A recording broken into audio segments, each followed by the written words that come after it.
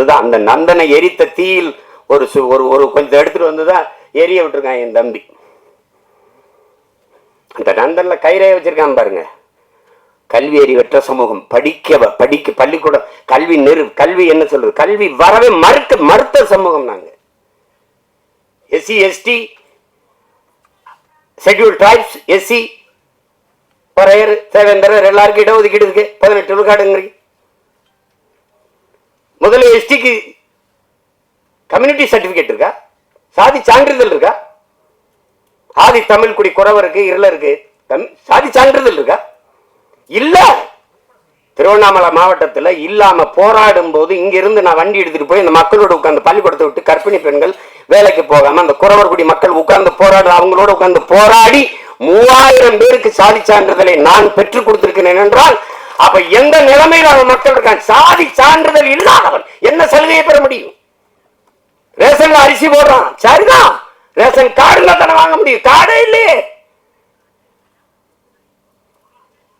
அந்த மக்களின் வழியை நீங்க அது பார்த்தாதான் தெரியும், அனுபவிச்சானது என்ன தெரியும். நமக்கு எல்லாமே செய்தி தான், விவசாயி செத்தாலும் செய்தி தான், நமக்கு மீனவன் செத்தாலும் செய்தி தான், எல்லாமே நமக்கு செய்தி தான்.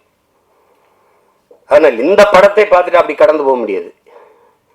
பத்திரிகை இதழியல் உறவுகளுக்கெல்லாம் போட்டு காமிச்சாரா இல்லையான்னு தெரியல. நீங்க பார்க்கும்போது நான் பேசுற அந்த உணர்வு உங்களுக்கு புரியும். இது அது அவ்வளவு சிறந்த ஒரு ஒரு படைப்பு. அதுக்கு எடுக்கிறதுக்கு ஒரு அசாத்திய துணிவு வேணும். கதைக்களத்தை முதல்ல உள்வாங்கணும், அந்த கதாபாத்திரங்களை, அதை அந்த திரைக்கதை அவ்வளவு செறிவா அவர் அந்த வழியை ஏற்படுத்துற அளவுக்கு செதுக்கிட்ட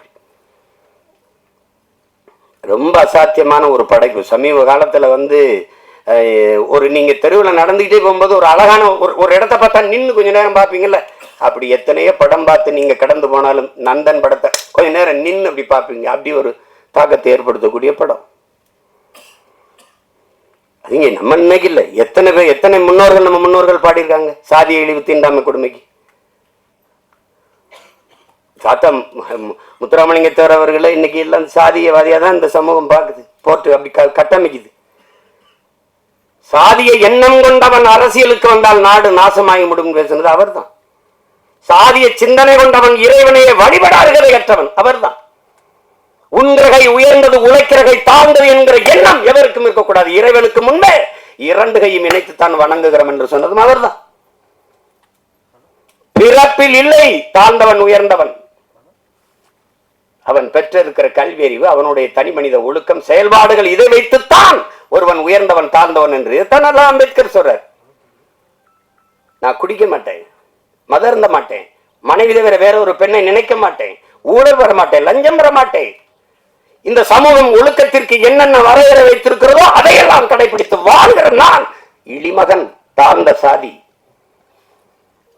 இந்த சமூகம் எதையெல்லாம் தவறு என்று போய்த்திருக்கிறதோ, ஒழுக்கங்கள் என்று போய்த்திருக்கிறதோ அதையெல்லாம் செய்கிற ஒருவன் உயர்ந்த சாதி என்று பிறந்ததனாலே அவன் உயர்ந்தவன் என்று சொல்கிறாய். இது எப்படி ஏற்கிறதுங்கிறது நீங்களே சொல்லுங்க. எப்படியா இருக்கிறது? எப்படியா இருக்கிறது?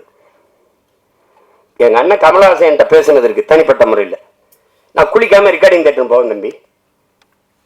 நான் கறி சாப்பிடுவேன், நான் அசைவ உணவு சாப்பிடுவேன், சாமி கும்பிட மாட்டேன். பாருங்க, இது எங்க அண்ணன் கமலஹாசன் எதுக்கு சொல்ல வர்றாரு.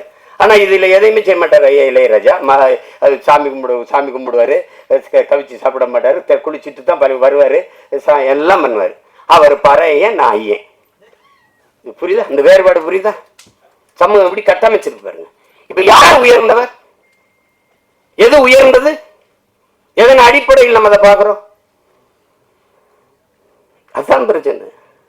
ஒரு மனிதன் என்ன வழி இருந்தா பேசிட்டு பாருங்க. ஒரு மனிதன் ஒரு வாழ்நாளில் 10,000 புத்தகங்கள் படிக்கணும்.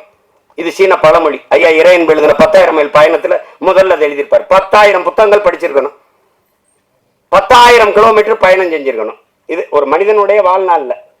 அது சீன பொன்மொழி. அதை எடுத்திருப்பார். 10,000 மைல் பயணம் புத்தகத்தை படிச்சீங்கன்னா முதல்ல இதை எழுதியிருப்பார்.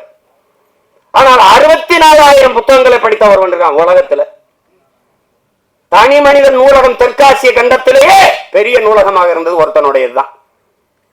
அவன் ஜமீனும் இல்ல, திவானும் இல்ல, அவன் அமைச்சர் பெரிய கோடீஸ்வரனும் இல்ல. அப்படி புத்தகங்களாம் வாங்கி சேர்க்க. அவன் நகையை வாங்கி சேர்த்தான், காரை வாங்கி சேர்த்தான், சொத்தை வாங்கி சேர்த்தான். ஒருத்தன் புத்தகத்தமா சேர்த்திருக்கான். படுக்கிற இடம் கூட தான் படிக்கிற இடத்துக்கு பக்கத்தில் இருக்கணும். நூலகத்துக்கு அருகிலேயே அறை எடுத்து தங்கியவன். உலகத்தின் தலை சிறந்த கல்வியாளன் சிலையை திறக்க போகிறோம் என்று ஆஸ்திரேலிய பிரதமர் போய் சிலையை திறக்கிறார். ஒரு சிவப்பு பட்டு துணியிலே போர்த்தி இருக்கிறது. அது திறக்கிறாங்க. மார்பளவு சிலை திறந்தால் அறிவாசன் அண்ணல் அம்பேத்கருடைய சிலை. என் அருமை பெருமக்களே, அந்த பேரறிஞன் சொல்லுகிறான், அவன் பட்ட வழியில் இருந்து அவன் மொழி வருகிறது. ஆடு குளித்து செல்கிறது இந்த குளத்திலே, மாடு குளித்து செல்கிறது, சக மனிதன் நான் குளித்து குடித்து வெளியேறக்கூடாதா? அந்த வழியை நீங்க புரிஞ்சுக்கிட்டீங்கன்னா இந்த படம் உங்களுக்கு ரொம்ப பிடிக்கும். இந்த வழியின் மொழிதான் நந்தன்கிற திரைக்காவியம். வழி இருந்தால் படத்தோட பொருந்திருவியே, அது உங்களை பாதிக்கும். இல்லை என்றால் இந்த படம் போதிக்கும். ஆனால் எப்படியாவது இந்த படம் உங்களை செய்யும். படைப்பு என்பது என்ன? என் உடன் பிறந்தவர்களே, ஒரு கல்லூரி வாசலில் ஒரு கல் இருக்குது, பெரிய கல். அவன் என்ன சொல்றான், இதை எடுக்கணும், என்னடா பண்ணலாம் அப்படின்னு. அடிச்சு நொறுக்கி பூமிக்குள்ள புதைச்சிடலாம் ஒரு மாணவன். அதை எழுதிட்டு இது என்ன செய்யலாம்னு சொல்லுங்கடான்னா ஒருத்தன் எழுதிட்டு வரான். அடிச்சு நொறுக்கி சின்ன சின்ன கற்களா வச்சு பூமிக்குள்ள புதைச்சி விட்டுலாம் ஒருத்தன் வந்து இதை உடச்சி ரெண்டா போட்டு படிக்கல்ல போட்டு எல்லாம் நடந்து போகலாம். அது எப்படி ஒருத்தன் எழுதுறான், அது தேவையற்ற பகுதியை நீக்கிடலாம். சரி நீக்கு பார்ப்போம்னா தேவையற்ற பகுதியை நீக்கினா அழகான சிலையா இருக்குது, அதை பார்த்து எல்லாரும் ரசிக்கிறான். இதுதான் படைப்பு. இது தேவையற்றதை நீக்கிறதுக்கான பெரிய முயற்சி தான் நந்தன்கிற ஒரு அழகிய கலைப்படைப்பு. அதை புரிஞ்சு கலைப்படைப்பு அதுதான். அதை என் தம்பி ஆளு ஒல்லியா இருக்கான், உளி மாதிரி இருக்கான்னா செதுக்கி இருக்கான். உளியே சிற்பியாக இருந்து செதுக்கிய படம் தான் திரைக்காவியம் தான் இந்த நந்தன். எவ்வளவு வேணாலும் நீங்க விட்டீங்கன்னா நான் எனக்கு விண்ணுறுதிக்கு நேரம் இருந்ததுன்னா பேசிட்டே இருப்பேன். அவ்வளவு தாக்கத்தை என்னுள்ள ஏற்படுத்திய ஒரு திரைக்காவியம் நந்தன். அயோத்தியிலே இதே தான். ஆனா அந்த திரையரங்க வாசல்ல தான் பேச முடிஞ்சது, இது மாதிரி பேச வாய்ப்பு இல்லை. இப்ப நிறைய கதையை சொல்லிட்டேன்னா அது இந்த வெளியிடுறவர் என் தம்பி ரவி கோச்சால் கோச்சுக்காரு. வெற்றி விழாவில் ஒரு தடவை வெற்றி 50 நாள் ஓடி ஓடி வரும்போது விழா எடுத்துரும், மறுபடியும் பேசுவோம், மிச்சத்தை பேசுவோம். ஒரு சிறந்த படைப்பு, ஆக சிறந்த படைப்பு. அருமை இளவல்கள் எல்லோரும் இணைந்து ஒப்பற்ற ஒரு திரைக்காவியத்தை தந்திருக்கிறார்கள். இன்றும் நம்மோடு வாழ்ந்திருக்கிற சக மனிதர்களின் வழி அதை திரையில் மொழிபெயர்த்த என்னுடைய தம்பி சரவணனுக்கு என்னுடைய அன்பு நிறைந்த வாழ்த்துக்கள், பாராட்டுக்கள். எவ்வளவு வேணாலும் சொல்லலாம். அவனோடு உடனிருந்த ஒத்துழைத்த ஒவ்வொரு திரைக்கலைஞர்களுக்கும் என்னுடைய அன்பும் வாழ்த்துக்களும். இங்கே இந்த செய்தியை எடுத்துக்கொண்டு போய் நீங்க எப்பவுமே நல்ல ஒன்றை பாராட்டி இருக்கிறீர்கள். இது ஒரு சிறந்த படைப்பு. கொண்டு போய் சேர்த்து இந்த படத்தை வெற்றி பெற செய்யுங்கள். எளிய கலைஞர்கள், இளைய கலைஞர்கள் சேர்ந்து உருவாக்கிய ஈடு இணையற்ற ஒரு திரைக்காவியம். இது வெற்றியடையட்டும். இன்னும் பல சிறந்த திரைப்படங்கள் நமக்கு உருவாகட்டும். அது இது ஒரு இது இது ஒரு ஒரு புரட்சி என்பது புரட்சி. பகத்சிங்கிட்ட போய் புரட்சினா என்ன? புரட்சி என்பது ரத்தம் சிந்தும் வன்முறையாகத்தான் இருக்க வேண்டும் என்பது அல்ல. அது துப்பாக்கி தோட்டாக்களை தொழுவதும் அல்ல. அப்ப எதுதான் பகத்சிங் புரட்சி?